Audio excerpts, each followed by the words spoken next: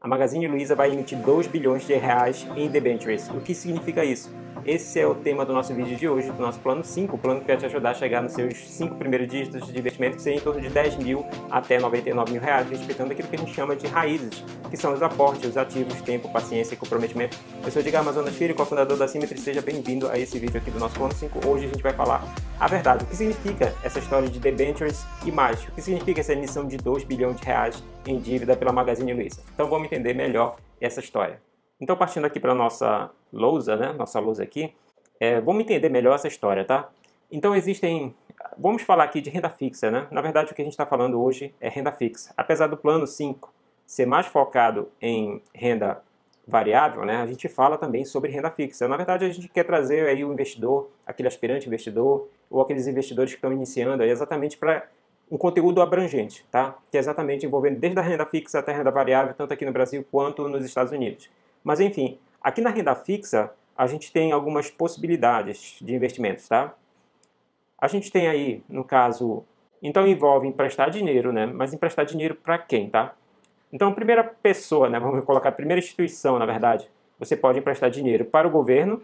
A segunda instituição, você pode emprestar dinheiro para os bancos.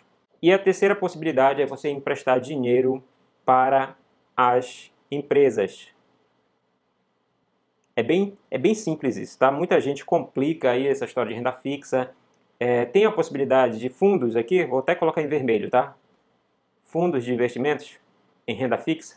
Tem essa possibilidade, tá? Mas para mim, pelo menos para mim, tá? Não faz sentido isso aqui, tá? Vou até fazer um xizinho aqui para você lembrar. Não faz sentido investir em fundos de renda fixa, na minha opinião, tá? Se você tem uma opinião contrária, tudo bem, não tem problema nenhum. Não vamos brigar por causa disso. Então aqui, a primeira história, né? Quando você empresta para o governo, isso aqui é o título que a gente chama de título público, tá? Esse título público aqui você empresta usando lá o Tesouro Direto.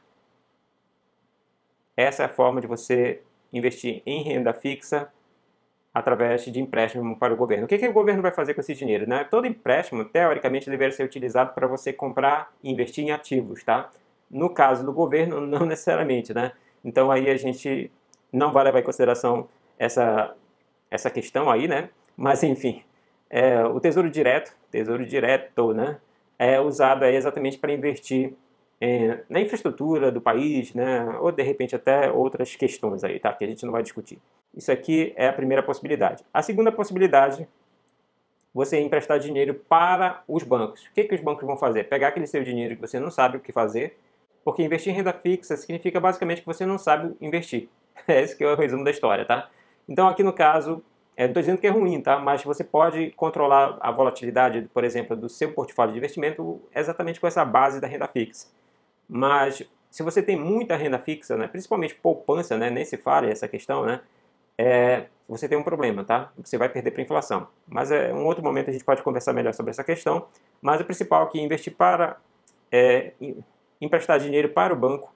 Uma das principais possibilidades, menos pior, vamos colocar assim, é o CDB. Tem questões envolvidas aqui o CDB, tá? Certificado de Depósito Bancário. Então, basicamente, seria isso aí, a possibilidade de emprestar dinheiro para o banco. E a última, como você empresta dinheiro para as empresas, que exatamente são os títulos privados. Entra exatamente as debentures. Então, você está emprestando dinheiro para empresas. Qual empresa? Por exemplo, a gente falou aí na chamada, exatamente a Magazine Luiza. A Magazine Luiza, o que acontece? Temos aí uma questão. Primeiro, lá na notícia está dizendo que esse empréstimo, está dizendo que essas debentures elas vão ser disponibilizadas somente para investidores qualificados, aquelas pessoas que têm 1 milhão de reais investidos, pelo menos. Por que isso? Né? Deixa claro, primeira coisa, tá? Em nível de risco, a gente poderia exatamente colocar dessa maneira aqui, tá? Tirando os fundos aí, eu estou colocando aqui nesse nível de risco, tá? Vamos colocar dessa maneira? Bancos e empresas poderiam estar quase empatado ali, né? Dependendo do banco e dependendo da empresa. E aí, é esse o ponto aqui, tá? A Magazine Luiza, ela não é uma empresa que investe em infraestrutura, que ela trabalha com infraestrutura. Por exemplo, Petrobras, Vale, que não é infraestrutura, mas ela trabalha com uma commodity ali, né? Então ela tem esse perfil industrial, a Vale e a Petrobras, por exemplo.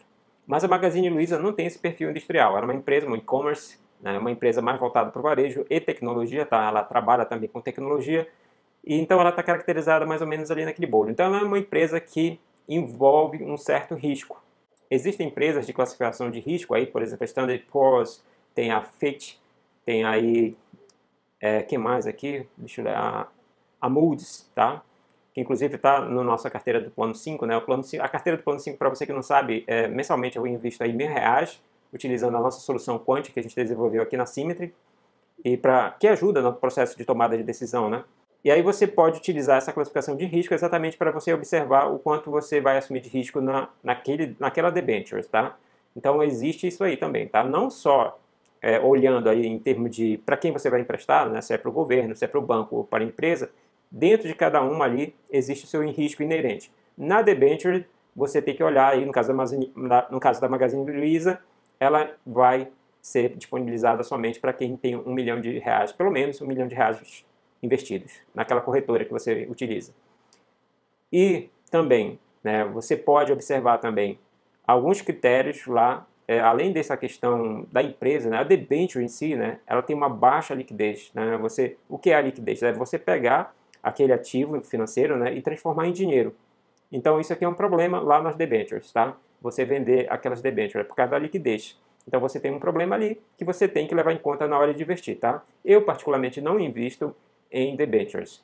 Tem aquelas debentures incentivadas, que você não tem o imposto de renda ali, que é mais interessante e tal. De repente seria uma alternativa para você que de repente quer investir em renda fixa, né? Não tem problema deixar alocado lá aquele dinheiro por um tempo, aí tudo bem, tá? Nesse caso, ok. Para os CDBs, tem a questão do CDB, se é para um bancão, se é para um banquinho, tá? Então esse você tem que olhar também. E no caso do governo, dentro do Tesouro Direto tem vários também, tá? Se é Tesouro Direto pré-fixado, pós-fixado, Selic, se é com pagamento de juros semestrais ou não, se é atrelado a IPCA, coisa desse tipo. E além disso, quando você investe no Tesouro Direto, ou seja, quando você está quando você está investindo ali no Tesouro Direto, está emprestando dinheiro para o governo do Brasil, você tem que entender uma coisa, que o próprio país existe uma classificação de risco. Então hoje a nossa classificação de risco é muito pior do que a classificação de risco lá dos Estados Unidos, do Canadá, muitos países da Europa também. Então você tem que estar consciente também disso. Então muita gente fala que Tesouro Direto é a forma mais segura de se investir, mas não esqueça, você está emprestando dinheiro para o governo brasileiro. Então tem um risco ali. Qual é o risco? Risco de calote. Em todas essas aí, seja empréstimo para governo, empréstimo para banco, empréstimo para empresa, existe o risco de calote. E em empréstimo, sempre é esse problema, né? Se você já teve essa experiência de emprestar para um amigo, para um parente, já sabe que quando você empresta, você tem um risco de calote, ou seja, nunca mais você vai ver aquele dinheiro.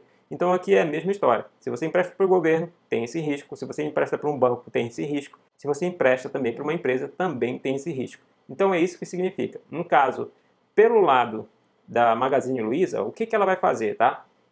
Como eu falei logo no início, quando você empresta dinheiro para alguém e essa pessoa pega esse dinheiro, ela, teoricamente, vai investir em ativos, adquirir ativos. Classe média, principalmente, né? As pessoas em geral emprestam para comprar passivos, aquilo que vai tirar dinheiro do seu bolso. No caso da empresa, são ativos. Então, possivelmente, a Magazine Luiza vai pegar esses R$2 bilhões e investir no negócio dela, né? Comprar, de repente, mais tecnologia, investir mais em tecnologia, né?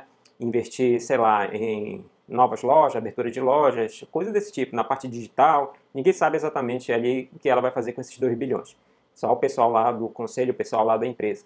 Mas enfim, isso que significa essa emissão de dívida da Magazine Luiza. Ela vai pegar dinheiro dos outros, no caso dos investidores, exatamente para investir em ativos. Enquanto isso, você está comprando essa dívida aí, né? Aí você fica consciente disso, desse risco inerente. Por isso que ali aquela debênture é somente para pessoas qualificadas. Certo, pessoal? O vídeo de hoje é isso, né? Falando sobre um pouco mais de renda fixa, que são essas 3 principais possibilidades. Espero que você tenha gostado do vídeo. Se gostou, não esqueça de deixar o like. Compartilhe aí com seus amigos que também querem construir uma carteira de investimentos para a liberdade financeira, usando de repente aqui uma solução quant, uma solução nova, né? Uma análise técnica, não é uma análise fundamentalista. A gente usa aqui na Symmetry Análise Quant. Também não esqueça de se inscrever no nosso canal e ativar as notificações. Abraço e até amanhã.